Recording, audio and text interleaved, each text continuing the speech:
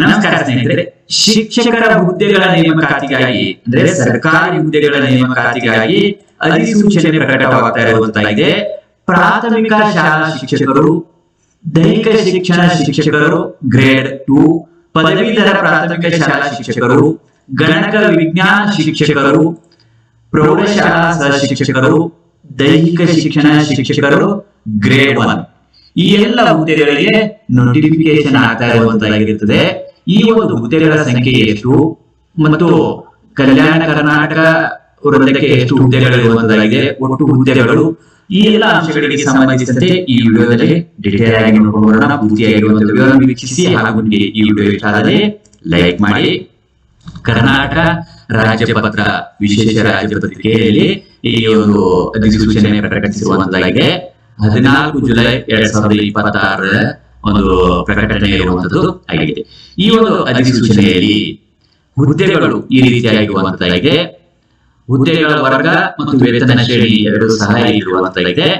ಇಲ್ಲಿ ಕನಿಷ್ಠ ವಿದ್ಯಾರ್ಹತೆ ಇರುವಂತದ್ದು, ಭರ್ತಿ ಮಾಡಲು ಉದ್ದೇಶಿಸಿರುವ ಹುದ್ದೆಗಳು, ಎಷ್ಟು ಹುದ್ದೆಗಳನ್ನು ಈಗ ಫಿಲ್ ಮಾಡುವುದಕ್ಕಾಗಿ ಉದ್ದೇಶಿಸಿರುವಂತದ್ದಾಗಿದೆ ಒಂದು ಅಂಶ ಇರುವಂತಾಗಿದೆ. ಮೊದಲನೇದಾಗಿ ಪ್ರಾಥಮಿಕ ಶಾಲಾ ಶಿಕ್ಷಕರು, ಈ 1 ರಿಂದ 5ನೇ ತರಗತಿ ಬೋಧನೆ ಮಾಡುವಂತಹ ಪ್ರಾಥಮಿಕ ಶಾಲಾ ಶಿಕ್ಷಕರ ನೇಮಕಾತಿ ಮಾಡುವಂತಾಗಿದೆ. ಇಲ್ಲಿ ವೇತನ ಶ್ರೇಣಿ ಇರುವುದು 41,300 ರಿಂದ 81,800 ವೇತನ ಶ್ರೇಣಿ ಇರುವುದು. ಒಟ್ಟು ಹುದ್ದೆಗಳು ಇಲ್ಲಿ 900 ಟೋಟಲ್ ಆಗಿರುವಂತಹ ಹುದ್ದೆಗಳು ಇರುವಂತಾಗಿದೆ. ಕಲ್ಯಾಣ ಕರ್ನಾಟಕಕ್ಕೆ ಇರುವಂತಹ ಹುದ್ದೆಗಳು 800 ಪೋಸ್ಟ್ಗಳು ಕಲ್ಯಾಣ ಕರ್ನಾಟಕಕ್ಕೆ ಇರುವಂತದ್ದು. ಕಲ್ಯಾಣ ಕರ್ನಾಟಕೇತರ ಹುದ್ದೆಗಳು ಹೆಚ್ಚಿರುವಂತಂದಾಗ 100 ಹುದ್ದೆಗಳು, ಒಟ್ಟು 900 ಹುದ್ದೆಗಳು ಇಲ್ಲಿ ಅಧಿಸೂಚನೆ ಹೊರಡಿಸುತ್ತಾ ಇರುವಂತಾಗಿದೆ. ಪ್ರಾಥಮಿಕ ಶಾಲಾ ಶಿಕ್ಷಕರು ಅಂದ್ರೆ 1 ರಿಂದ 5ನೇ ತರಗತಿ. ಇನ್ನು ಎರಡನೇದಾಗಿ ದೈಹಿಕ ಶಿಕ್ಷಣ ಶಿಕ್ಷಕರು ಗ್ರೇಡ್ 2 ಇರುವಂತದ್ದು. ಇಲ್ಲಿ ಗ್ರೇಡ್ 2 ದೈಹಿಕ ಶಿಕ್ಷಣ ಶಿಕ್ಷಕರ ಹುದ್ದೆ ಇರುವಂತದ್ದು. ವೇತನ ಶ್ರೇಣಿ 41,300 ರಿಂದ 81,800 ಇರುವಂತದ್ದಾಗಿದೆ. ಇಲ್ಲಿ 1 ರಿಂದ 8ನೇ ತರಗತಿಗೆ ಇರುವಂತಹ ನೇಮಕಾತಿ ಇದಾಗಿರುವಂತಾಗಿದೆ. ಇಲ್ಲಿ ಹುದ್ದೆಗಳ ಸಂಖ್ಯೆ ಎಷ್ಟು ಅಂತ ನೋಡಿದಾಗ ಒಟ್ಟಾರೆಯಾಗಿ ಟೋಟಲ್ ಆಗಿ 150 ಹುದ್ದೆಗಳಿರುವಂತಾಗಿದೆ. ಕಲ್ಯಾಣ ಕರ್ನಾಟಕಕ್ಕೆ 106 ಹುದ್ದೆಗಳಿರುವಂತದ್ದು. ಕಲ್ಯಾಣ ಕರ್ನಾಟಕೇತರ ಹುದ್ದೆಗಳು 44, ಟೋಟಲ್ ಆಗಿ 150 ಹುದ್ದೆಗಳಿರುವಂತದ್ದು. ಇದು ದೈಹಿಕ ಶಿಕ್ಷಣ ಶಿಕ್ಷಕರು ಗ್ರೇಡ್ 2 ಹುದ್ದೆಯಾಗಿರುವಂತದ್ದು ಆಗಿದೆ.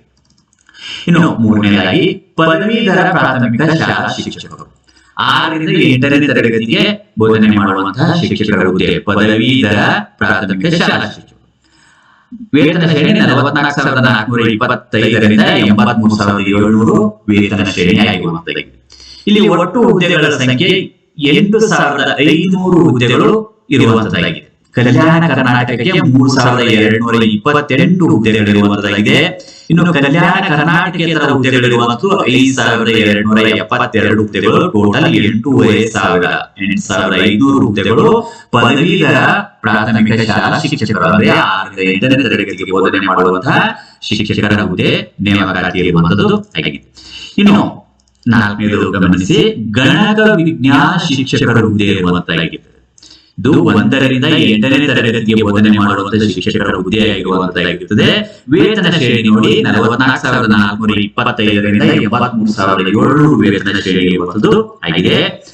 ಇಲ್ಲಿ ಒಟ್ಟು ಹುದ್ದೆಗಳು 500 ಈ ರೀತಿಯಾಗಿರುವಂತಹ ಹುದ್ದೆಗಳ ನೇಮಕಾತಿ ಆಗುವಂತದ್ದಾಗಿರುತ್ತದೆ. ಕಲ್ಯಾಣ ಕರ್ನಾಟಕಕ್ಕೆ 300 ಹುದ್ದೆಗಳಿರುವಂತದ್ದು ಆಗಿದೆ. ಕಲ್ಯಾಣ ಕರ್ನಾಟಕ ಅಭ್ಯರ್ಥಿಗಳಿಗೆ 300, ಕಲ್ಯಾಣ ಕರ್ನಾಟಕೇತರ ಅಭ್ಯರ್ಥಿಗಳಿಗೆ 200 ಹುದ್ದೆಗಳು, ಒಟ್ಟು 500 ಕೊಟ್ಟು ಗಣಕ ವಿಜ್ಞಾನ ಶಿಕ್ಷಕರ ಹುದ್ದೆಯಾಗಿರುವಂತಾಗಿದೆ. ಇನ್ನು 5ನೇದು ಪ್ರೌಢಶಾಲಾ ಸಹ ಶಿಕ್ಷಕರು. ಈ ಒಂದು ಹುದ್ದೆಗಳಿರುವಂತದ್ದು ಯಾವುದಂದ್ರೆ ಸರ್ಕಾರಿ ಪ್ರೌಢಶಾಲೆ, ಸಂಯುಕ್ತ ಪದವಿ ಪೂರ್ವ ಕಾಲೇಜು, ಸಂಯುಕ್ತ ಪ್ರೌಢಶಾಲೆಗಳನ್ನ ಕೆಳಕಾಣಿಸುವ ವರ್ಗಗಳ ಶಿಕ್ಷಕರು ಶಿಕ್ಷಕಿಯರ ಹುದ್ದೆಗಳು ಒಳಗೊಂಡಿರುವಂತಹ ನೇಮಕಾತಿ ಯಾವ ಅನ್ನೋ ಒಂದು ಅಂಶವನ್ನ ನೆಕ್ಸ್ಟ್ ಡೀಟೇಲ್ ಆಗಿ ನೋಡೋಣ. ಪ್ರೌಢಶಾಲಾ ಸಹ ಶಿಕ್ಷಕರು ವೇತನ ಶ್ರೇಣಿ ಇರುವಂತದ್ದು 54,175 ರಿಂದ 99,400 ವೇತನ ಶ್ರೇಣಿ ಇರುವಂತಾಗಿದೆ.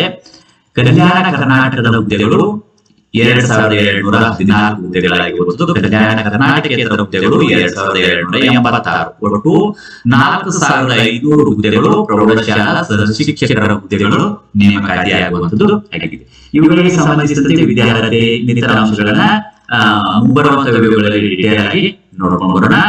ಇನ್ನು ಆರನೇದಾಗಿ ದೈಹಿಕ ಶಿಕ್ಷಣ ಶಿಕ್ಷಕರು ಗ್ರೇಡ್ 1, ಅಲ್ಲಿ ಗ್ರೇಡ್ 2 ನೋಡಿದ್ದೇವೆ, ಇಲ್ಲಿ ಗ್ರೇಡ್ 1 ಹುದ್ದೆಗಳಿರುವಂತದ್ದಾಗಿದೆ. 54,175ರಿಂದ 99,400 ವೇತನ ಶ್ರೇಣಿ ಇರುವಂತದ್ದು ಆಗಿದೆ.